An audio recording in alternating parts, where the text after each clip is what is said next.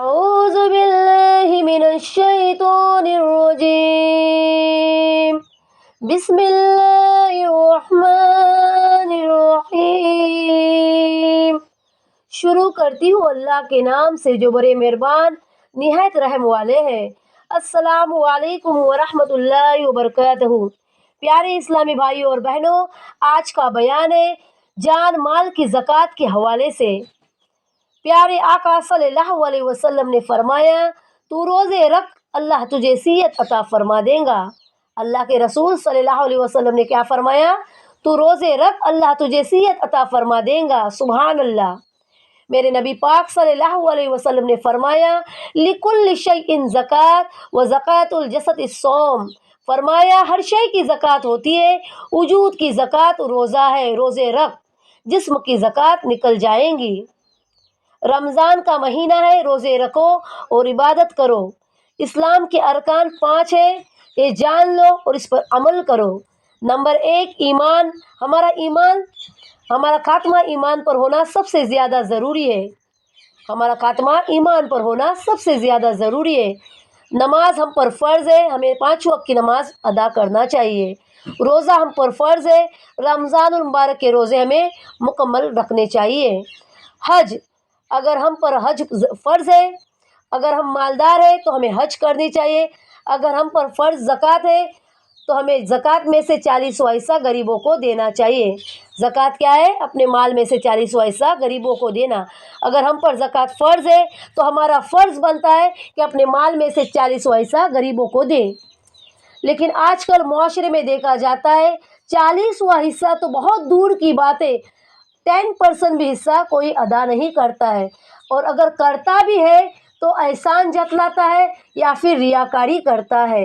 اللہ ماشاءاللہ سب ایک جیسے نہیں ہوتے ہیں، اور میں سب کی بات نہیں کرتی ہوں، تو برائے مہربانی ہمارے مال میں سے جو 40واں حصہ نکلتا ہے غریبوں کا، وہ ہمیں انہیں دینا چاہیے، ان کا حق بنتا ہے۔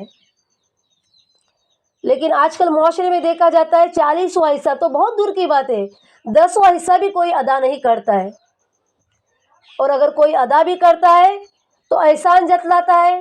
20% لوگ تو احسان جتلاتے ہیں، 20% لوگ ریاکاری کرتے ہیں، اور جو 60% لوگ ہوتے ہیں ان میں سے تو 30% لوگ تو زکوٰۃ ادا ہی نہیں کرتے، ان کے اوپر زکوٰۃ فرض ہے، یہ جاننے کے باوجود بھی 30% کیا، میں تو بول رہی ہوں کہ 50% لوگ جو جانتے ہیں کہ ہم پر زکوٰۃ فرض ہے پھر بھی زکوٰۃ ادا نہیں کرتے۔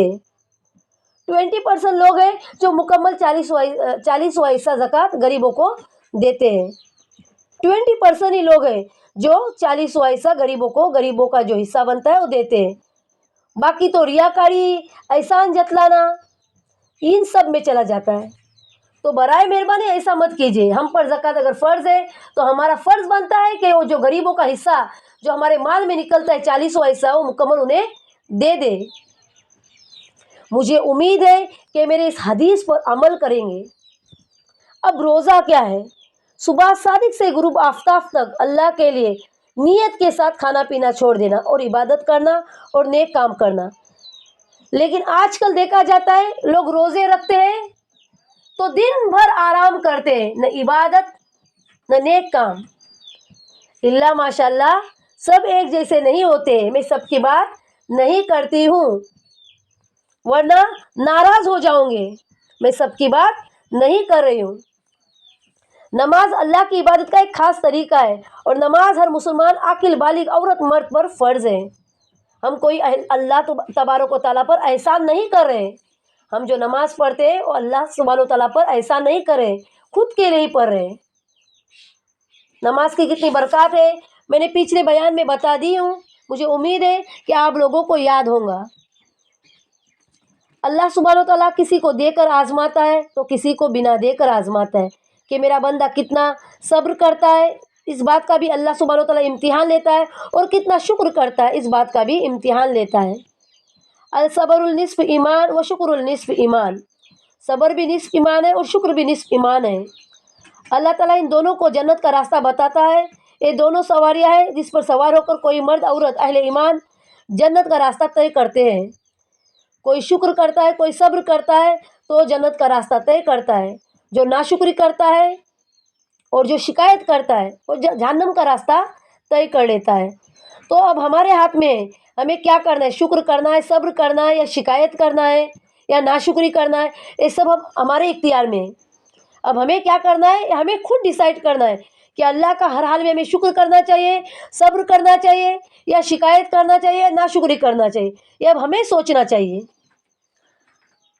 پیارے اسلامی بھائی اور بہنوں، غریبوں کا حق مت مارو۔